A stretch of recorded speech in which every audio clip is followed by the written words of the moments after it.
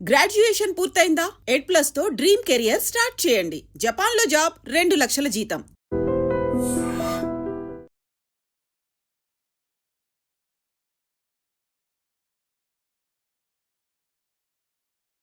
సుబ్బారావు గారు, మీరు ఒక అడ్వకేట్గా ఇప్పుడు ఈ కేసు ఏ స్టేజ్లో ఉందండి? ఈ కేసు పెట్టారా? ఈ ప్రూఫ్లు మీరు చెప్పిన ప్రూఫ్లన్నీ పెట్టి ఎక్కడ కేసు పెట్టారు బాధితులు? వాళ్ళ అన్ని పోలీస్ స్టేషన్లలో పెట్టారు. కొన్ని దగ్గర ఎఫ్ఐఆర్ అయ్యి, కొన్ని దగ్గర ఎఫ్ఐఆర్ కాలేదు. వాటన్నిటిని కూడా హైకోర్టు, ఆంధ్రప్రదేశ్, తెలంగాణ హైకోర్టులో కేసులు ఫైల్ చేయడం జరుగుతుంది. కొంచెం హడావుడి అంతా అయిపోయిన తర్వాత సివిల్ సూట్ వేయడం జరుగుతుంది. అదే విధంగా బాధితులందరితో తరపున మళ్ళీ కేసు ఫైల్ చేయడం జరుగుతుంది, సిసిఎస్లో కానీ ఇవన్నీ. సో ఎంత మీరు ఒక అడ్వకేట్ కదా, ఇన్ని ఎవిడెన్సెస్ మీ దగ్గర ఉన్నప్పుడు మీరే డైరెక్ట్గా సిసిఎస్లో కేసు ఎందుకు పెట్టలేదు? అయితే నేనేం చేశానంటే, ఆర్బిట్రేషన్ అనే ఒక గొప్ప దారి ఉంది. ఇప్పుడు సిసిఎస్లో కేసులు పెట్టి, అంతకుముందు కేసులలో కూడా నేను చూసాను. సిసిఎస్లో కేసులు పెడితే అది చాలా ల్యాగ్ అయిపోతుంది. సో ఇన్స్టెంట్గా ఆర్బిట్రేషన్ చేసే అధికారం అడ్వకేట్కి ఉంటుంది. మాట్లాడి సెటిల్ చేస్తే అయిపోతుంది కదా, వాళ్ళ డబ్బులు వాళ్ళకి వస్తాయి కదా. దానికి సిసిఎస్ అని, వీళ్ళ ఖర్చు అని, బాధితులు ఆల్రెడీ చితికిపోయి ఉన్నారు ఆర్థికంగా. మళ్ళీ వాళ్ళకి ఆర్థిక భారం ఎందుకని చెప్పేసి ఆర్బిట్రేషన్ చేయడానికి ప్రయత్నం చేస్తే అది విఫలమైంది. ఆ విఫలం అవ్వడం ఇట్లా బయటకు వచ్చింది. ఆ తర్వాత పోలీసులు ఇన్ఫ్లుయెన్స్ చేయటం ఇట్లా జరుపుకుంటూ వచ్చింది. మీకు ఒక కేంద్ర మంత్రి ఫోన్ చేసి బెదిరించాడా? కేంద్ర మంత్రి పేరు చెప్పి ఈవిడ బెదిరించింది. ఈవిడ బెదిరించింది, అంతేగాని కేంద్ర మంత్రి అయితే బెదిరించలేదు. నేనేమంటానంటే, కేంద్ర మంత్రి ఎందుకు బెదిరిస్తారండి? ఏమని బెదిరించింది ఈమె కేంద్ర మంత్రి పేరు చెప్పి? నేను ఆయన అడిగా, ఆయన పేరు వద్దు, నేను ఆయన అడిగా. అందరికి తెలుసులేండి కిషన్ రెడ్డి గారని. అదేలేండి, చెప్పండి, నేను చెప్పకూడదు. అయితే నేను చెప్పానే, ఆయనకి మీరు గురించి చెప్పా, మీరెవరో తెలియదు అన్నారే. నువ్వెవరో తెలియదు అన్నారే. నువ్వు జూనియర్ అడ్వకేటా, సీనియర్ అడ్వకేటా ఏంటి? నువ్వు చిన్న చిన్న ఇంటర్వ్యూలు చేసుకుంటూ ఉన్నావు ఏంటి? నువ్వు చేకర భాష లాంటి వాళ్ళతో ఇంటర్వ్యూ చేస్తావా? నేను ఆయన అడిగి, నువ్వెవరో తెలియదు అన్నారే. ఓకే అమ్మా, నేను దేని గురించి మాట్లాడుతున్నా, నువ్వు దేని గురించి మాట్లాడు అంటే ఆ కేంద్ర మంత్రిని ఏమే మీ గురించి ఎందుకు అడిగింది? అదే కదా అవసరం ఏంటి అంటే, ఒకవేళ తెలుసు అంటే ఈ కేసు నుంచి నన్ను తప్పించడానికి ప్రయత్నమా? సో ఇట్లా ఎన్నో దారులు ఇప్పటికీ కూడా ఆమె తప్పించుకోవటానికి అదొక దారి ఇదొక దారి అన్వేషిస్తూ ఇప్పటికీ కూడా జనాలుగా దొరికిపోతూనే ఉంది. నేను మొన్న బాగా అడిగేసరికి ఏదో ఒక చిన్న వీడియో రిలీజ్ చేసింది. సురేష్ బొబ్బిలి గారు నాకు గడ్డం పట్టుకుని సార్ అంటే కేసు వద్దు సార్ అంటాడు. దాంట్లో నేను డబ్బులు అడిగినట్టు గానీ, డబ్బులు డిమాండ్ చేసినట్టు గానీ, ఆయనే స్పష్టంగా చెప్పిండు. ఇంక వేణుగుడుగులా గారు చెప్పారు. ఆ వీడియో ఏంటి? ఆ వీడియోలో ఏముంది? మీరు ఆర్బిట్రేషన్ చేయాలనుకున్నారు, ఆమె మంచిగా ముందుకు వచ్చి బాధితులకు ఇద్దాం లేండి అన్న, ఇది నా పేరు ఎట్లా వాడారో తెలియదు అంటే, మీరు దాన్ని బాధితులకు ఏదో ఏమండి, దొంగతనం చేసిన తర్వాత కూడా వాడు తప్పించుకోవడానికి దారులు ఉంటాయి. ఈవిడకి తెలిసి జరగలేదు అంటుంది, తెలిసి జరిగిందని ప్రజలందరూ అంటున్నారు, ముఖ్యంగా బాధితులు చెప్తున్నారు. దాన్ని ఎంత సావధానంగా పరిష్కరించుకోవాలి.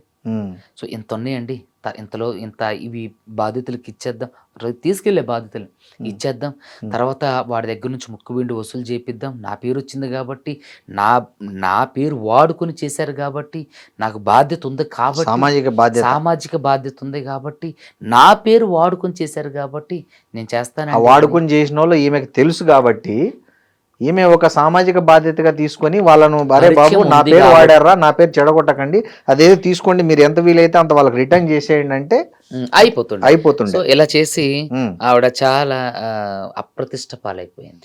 ఇంకా మిమ్మల్ని చాలా మంది బెదిరించారన్నారు. ఎవరు? ఇప్పుడు మనం ప్రస్తుతం ఉన్నటువంటి ఏరియాకి సంబంధించిన ఎమ్మెల్యే తండ్రి ఆయన, తర్వాత ఇప్పుడు ప్రెస్ మీట్ పెట్టినటువంటి విద్యార్థి ఉద్యమ నాయకుల్లో కొందరు, తర్వాత పేర్లు పర్లేదు, వద్దులేండి, అడ్వకేట్ గా నేను అవన్నీ చెప్పకూడదు. ఎమ్మెల్యే తండ్రి ఏమని బెదిరించాడు మిమ్మల్ని? ఫోన్ చేసిండు, నేను ఎత్తలేదు. చాలా మందితో ఫోన్ చేయించింది. అక్కడి వరకు ఎందుకు, మంగ్లీని నాకు ఒక 20-30 సార్లు ఫోన్ చేస్తే నేను లిఫ్ట్ చేయలేదు. మీకు అది కూడా చూపిస్తా. ఎన్నోసార్లు ఫోన్ చేసి, సుబ్బు గారు సారీ అండి, నా మాట తీరి ఎంత అండి, ఇదిగోండి ఇది మంగ్లీ నంబరు, చూడండి ఎన్నిసార్లు ఫోన్ చేసింది. Why are you calling me again and again, ఏంటి మీ ప్రాబ్లం అని అయినా సరే చూడండి ఎన్నిసార్లు చేసింది. మెసేజ్ చేయకుండా కాల్ చేసింది, మెసేజ్ చేసింది, సారీ అండి నా మాట తీరి అంత, మీరు బాధ ఇవన్నీ పట్టించుకోకండి అని మెసేజ్ చేసింది. కార్తీక్ కొడగండ్ల గారికి చేసి ఆయన నాకు ఫార్వర్డ్ చేసిండు. అయ్యో! చాలా వ్యవహారం నడిచిందండి. ఏమని బెదిరించారు ఎమ్మెల్యే తండ్రి మిమ్మల్ని? ఫోన్ చేస్తే నేను లిఫ్ట్ చేయలేదు. ఓకే. లిఫ్ట్ చేయలేదు. హ్మ్. తర్వాత విద్యార్థి ఉద్యమ నాయకులతో చేపించింది. ఎక్కడి వాళ్ళ నుంచి? చె ఉస్మానియా? ఉస్మానియా నుంచి హ్మ్. నేను చదువుకున్న ఉస్మానియా నుంచి. హ్మ్. తర్వాత వాళ్ళ చెల్లి ఫోన్ నుంచి ఫోన్ చేసింది. లిఫ్ట్ హ్మ్. చేయలా. హ్మ్. కొంతమందితో ప్రముఖుల పేర్లు అయి అయితే ఇంకా సెన్సిటివ్. హ్మ్. వాళ్ళతో ఒకళ్ళతో చేయించింది. నేనేం లిఫ్ట్ ఎవరు చేయలేదు. ప్రముఖులు అంటే ఏ రంగానికి చెందిన వాళ్ళు చెప్పండి? అంటే నేననేది రాజకీయమా? సినిమానా? రాజకీయానికి సంబంధించిన వాళ్ళు, సినిమాకు సంబంధించిన వాళ్ళు గూడా చేశారు. నేను ఎత్తలేదు. హ్మ్. ఆఖరికి పూజారి నాగేశ్వర గారితో చేయించింది. ఈయన హ్మ్. అడ్వకేటు. అవును. ఈయనకి ఎత్తకుండా ఎలా ఉంటాను నేను ఒక హ్మ్. సాటి అడ్వకేట్‌గా. హ్మ్. ఏంటి సార్ అంటే, "సుబ్బు ఏంటి పరిస్థితి ఇట్లా జరుగుతుందంటే" అవును సార్ అని హ్మ్. మొత్తం కనుక్కున్నారు. హ్మ్. ఆయన కూడా అంటారు ఈమె హ్మ్. ఇన్వాల్వ్‌మెంట్ ఉంది. హ్మ్. కానీ ఈవిడ ఓపెన్ అవ్వట్లేదు. హ్మ్. మన వేణు ఉడుగులా గారు కూడా అన్నారు. హ్మ్. ఈమె ఇన్వాల్వ్‌మెంట్ ఉంది తమ్ముడు. కానీ ఈవిడ ఓపెన్ అవ్వట్ల. హ్మ్. ఓపెన్ ఏదో ఒకటి చేస్తేనే కదా మనం ఏదైనా మాట్లాడగలిగేదని కూడా అంటాం. హ్మ్. ఆ మాట వేణు ఉడుగుల గారిని, హ్మ్. పూజారి నాగేశ్వర గారి కూడా అడగండి. హ్మ్. ఆళ్ళు ఆర్బిట్రేషన్ చేస్తున్నారు. సురేష్ హ్మ్. బొబ్బిలి గారు కూడా ఉన్నారు. ఆ రోజు పూజారి నాగేశ్వరరావు గారికి మీకు మధ్య ఆ రోజు మంగ్లీ గూడా అక్కడ ప్రెజెన్స్‌లో ఉన్నారు గదా! అయ్యో! 4 గంటలు ఆ! ఏదైతే ప్రెస్ మీట్ పెట్టిన నెక్స్ట్ డే హ్మ్. మధ్యాహ్నం 2:30 నుంచి హ్మ్. సాయంత్రం 6:30 వరకు అక్కడే ఉన్నాం. ఏం జరిగింది ప్రధానంగా అప్పుడు? అదొకటి, ఇదొకటి మాట్లాడుతున్నాం. హ్మ్. నువ్వు డబ్బులు కట్టించు బాధితులకని నేను, హ్మ్. ఆడెవడో నాకు తెలీదని ఆవిడ. హ్మ్. తర్వాత ఈళ్ళు నెగోషియేట్ చేయటం. అంటే హ్మ్. నెగోషియేట్ అంటే హ్మ్. చెప్పమ్మా హ్మ్. నీ దగ్గర ఉంటే. హ్మ్. నాకసలు ఆడెవడో తెలీదని. ఆడెవడో తెలియనప్పుడు ఇక హ్మ్. చిన్న చిన్నగా హ్మ్. ఆవిడ మొదటి రోజు ఇంటర్వ్యూ నుంచి హ్మ్. నాతో మాట్లాడిన దగ్గర నుంచి ఈ రోజు వరకు గూడా అన్ని హ్మ్. తప్పు తప్పు, తడక తడక. హ్మ్. ఏదో అతుకుల బొంతలాగా హ్మ్. అన్నీ అల్లుకుంటూ వస్తుంది. కానీ ఏటికి ఏది మ్యాచ్ అవ్వట్లేదు. ఎందుకంటే జరగలేదది. హ్మ్. జరుగుంటే ప్రకృతే ఆమెకి సహకరిస్తది. హ్మ్. సో, కాబట్టి ఇవన్నీ గూడా ఇప్పుడు ఈ కేసు ప్రెజెంట్ సిట్యుయేషన్ ఏంటండి? ఇప్పుడు కొంతమంది యాంటిసిపేటరీ బెయిల్ తీసుకున్నారన్నారు. ఎట్లా వాళ్ళు ఎప్పుడు తీసుకున్నారు? లేదండి. ఆ! యాంటిసిపేటరీ బెయిల్ తీసుకోలేదు. హ్మ్. అప్పుడు వెంటనే రాదు. ఓకే. అది యాంటిసిపేటరీ అంటే జడ్జి గారు అంత త్వరగా ఏమి ఇవ్వరు. హ్మ్. మినిమమ్ దానికి ఒక 2 మంత్స్ పడుతది. హ్మ్. సో, చూద్దాం దీంట్లో అంటే ఈ కేసు ఇప్పుడు ప్రస్తుతం ఎక్కడుంది? సీఐడీలో ఉంది. అదేవిధంగా హైకోర్ట్‌కి గూడా వెళ్తుంది. హ్మ్. అదేవిధంగా సివిల్ సూట్‌లు కూడా మధు అనేటోడు సిఐడిలో ఎఫ్ఐఆర్ అయిందా? ఎఫ్ఐఆర్ అయిందండి. నా అందుకే దగ్గర అరెస్ట్ ఉంది. చేశారేమో. అవును. అవును. ఎవరెవరి మీద ఎఫ్ఐఆర్ అయిందండి సిఐడిలో? భరత్ చౌహాన్ మీద మధు మీద, భరత్ చౌహాన్ మీద, శైలజ చౌహాన్ మీద, హ్మ్. తర్వాత ఇంకొక ఇద్దరున్నారు. వాళ్ళ హ్మ్. కొత్తగా ఆ బాధితులు నా దగ్గర లేరు. శివ లేడు, మంగ్లీ లేదు దీంట్లో. అహా! లేరు. ఎందుకు? అంటే హ్మ్. వీళ్ళు పటాన్ చెరువులు పెట్టారు. ఓకే. పటాన్ చెరువోళ్ళు దగ్గర ఎవరు వసూలు చేసి మధుకిచ్చేవాళ్ళంటే హ్మ్. హేమాకాంత్ రెడ్డికి. హ్మ్. సో, హేమాకాంత్ రెడ్డి ఎవరికిచ్చేవాడు? భరత్ చౌహాన్‌కి. హ్మ్. హేమాకాంత్ రెడ్డితో ఎవరి దగ్గరుండి అడిగి పిచ్చి పెట్టిపిచ్చారు? హ్మ్. మంగ్లీ వాళ్ళ తమ్ముడు శివ. హ్మ్. సో, హిమకాంత్ రెడ్డి దగ్గర మంగ్లీ శివ తమ్ముడికి సంబంధించిన ట్రాన్సాక్షన్ అన్నీ ట్రాన్సాక్షన్స్ కాదు. ఆళ్ళు అదొక కుట్ర కాబట్టి వాళ్ళు మొదటి నుంచి వాళ్ళతో లేరు. హ్మ్. డైరెక్ట్‌గా పెట్టమని చెప్పిండు. హ్మ్. డైరెక్ట్‌గా బాధితులతో తిరిగిండు. బాధితులతో ఉండు. హ్మ్. ఇంకొక విషయం ఏంటంటే ఇదే హేమాకాంత్ రెడ్డి కర్ణాటకలో మురళీ నాయక్ అని ఒకాయన చనిపోయిండు. ఆర్మీ హ్మ్. జవాన్. హ్మ్. ఆయన దగ్గరికి ఈవిడ కలవడానికెళ్ళేటప్పుడు ఇదే హేమాకాంత్ రెడ్డి హ్మ్. 40,000కి ఫార్చునర్ కారు మాట్లాడి పంపించి హ్మ్. చేసిండు. హ్మ్. ఆ ఎవిడెన్స్ ఉంది. హ్మ్. ఇయన్నీ ఉన్నాయి. ఏంటంటే ఇక్కడ హేమాకాంత్ రెడ్డిని కేసును డైవర్ట్ చేయడానికి, హ్మ్. కేసును బ పక్కదోవ పట్టించడానికి హ్మ్. అతని పేరు వాడుతున్నారు. హ్మ్. చూపించమనండి. ఒక్క ఆధారం ఫోటోలు కాదు హ్మ్. చూపించాల్సింది. ఫోటోలు ఓకే. హ్మ్. మంచిదే. హ్మ్. ఫోటోలు ఎక్కడ డబ్బులు తీసుకుంటున్నట్టుగానా? హ్మ్. డబ్బులు ఇస్తున్నట్టుగానా? కాదు. హ్మ్. అందరూ కలిసి దిగుతున్నట్టుగా. అలాగే ఏదైనా ట్రాన్సాక్షన్ చూపించమనండి. హ్మ్. అతని దగ్గర ఉన్నట్టు ఏదైనా ట్రాన్సాక్షన్ చూపించమనండి. హ్మ్. బాధితులందరూ అతను తప్పు చేసిన వాడైతే బాధితులకు తెలీదా? హ్మ్. మరి బాధితులు ఎందుకు అతను కూడా బాధితుడు అంటున్నాడు. అతను తప్పు చేసిన వాడైతే మొదటి నుంచి ఈ కేసులో ఎందుకు మనతో పాటు ఫైట్ చేస్తాడు? హ్మ్. కదా! సో, కాబట్టి ఈ సో, హిమకాంత్ రెడ్డితో డైరెక్ట్ మంగ్లీ మాట్లాడి మురళీ నాయక్ శవం వచ్చినప్పుడు అక్కడ గోరంట్ల దగ్గరికి ఫార్చునర్ మాట్లాడింది ఇతనే. ఇతనే హేమాకాంత్ రెడ్డి. హ్మ్.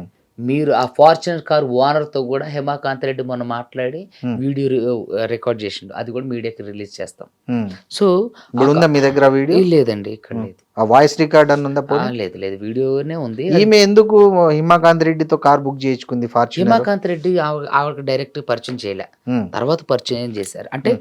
డైరెక్ట్‌గా ఎప్పుడు పరిచయం చేయలే. కానీ హ్మ్. వీళ్ళు ఆళ్ళ రూమ్‌కెళ్లారు. హ్మ్. హేమాకాంత్ రెడ్డి, ఎవరు అడిగారు హిమకాంత్ రెడ్డిని ఈమెకు ఫార్చునర్ కార్? మధు, మధు. మధు, మధు అడిగితే హిమకాంత్ రెడ్డి చేసి పెట్టాడు. చేసి పెట్టిండు. ఓకే. హ్మ్. ఆ 40,000 ఎవరు కట్టారు? హిమకాంత్ రెడ్డి. హేమాకాంత్ రెడ్డి హ్మ్. మధు ద్వారా కట్టించిండు. హ్మ్. హ్మ్. ఇప్పుడు దీంట్లో హిమకాంత్ రెడ్డి కూడా బాధితుడే అంటున్నారు మీరు. హ్మ్. మరి ఇంత ఆమె ఈ టెక్నికల్ ఇష్యూస్‌లో వాళ్ళు ఎక్కడ మీరే అంటున్నారు వాళ్ళు జాగ్రత్త పడుతూ వచ్చారు కాబట్టి ఎక్కడ వాళ్ళ తమ్ముడు గాని, ఆమె గాని తమ్ముడుండు. తమ్ముడున్నాడు. తమ్ముడు దొరికిపోయిండు. ఆ! హ్మ్. ఈమె దొరకదు కదా! మరి ఈ కేసు ఆమె మీద నిలబడతదంటారా? ఎందుకు నిలబడదు? బాధితుల వాంగ్మూలం ముఖ్యం గదా! బాధితులతో ఈమె ఎక్కడ డైరెక్ట్ ఇన్వాల్వ్మెంట్ లేదు కదా. 8 మంది వెళ్ళారు, మంగ్లీ వాళ్ళ ఇంటికి వెళ్ళారు. ఆ వీడియోలు ఉన్నాయి. హిమాకాంత్ రెడ్డి మంగ్లీ వాళ్ళ ఇంట్లో మధు ఉండి భోజనం చేసి వీడియో కూడా రిలీజ్ చేసిండు. అయితే మీరు చూసి ఉండకపోవచ్చు. నేను చూడలేదు. తర్వాత 8 మంది బాధితులు, 9 మంది బాధితులు మంగ్లీ ఉండంగానే వాళ్ళ ఇంటికి వెళ్ళిన వీడియో ఉంది. వాళ్ళు మందు తాగి అన్నం తిన్న భోజనం చేసిన వీడియోలు కూడా ఉన్నాయి. ఆ మధ్య ఫామ్ హౌస్ లో పార్టీ జరిగింది, అందులో కూడా మధు ఉన్నాడా? మధు ఉండు. ఆ వీడియో నేను మీడియాకి ఇచ్చా కదా. ఆ డ్రగ్స్ పార్టీల ఫోటోలో మధు ఉండు, వీడియోలో కూడా మధు ఉండు. సో ఆమెకు అతనికి సంబంధాలు చాలా దగ్గర సంబంధాలు. కోర్టుకు ఈ ఎవిడెన్స్ సరిపోతుంది. చాలండి, చాలా చాలా ఎక్కువ. బాధితులు వాంగ్మూలమే 90%. ఇక తర్వాత ఈ ఆధారాలన్నీ కూడా దానికి సంబంధించి. సో ఈ కేసులో అరెస్ట్ తథ్యమంటారా? ఖచ్చితంగా వీళ్ళందరూ కలిసి మళ్ళీ సిసిఎస్ లో మంగ్లీ మీద వీళ్ళందరి మీద కేసు పెడితే ఖచ్చితంగా అరెస్ట్ తథ్యం. ఓకే. సో వాళ్ళు వెయిట్ చేస్తున్నారు సెటిల్మెంట్ కోసం.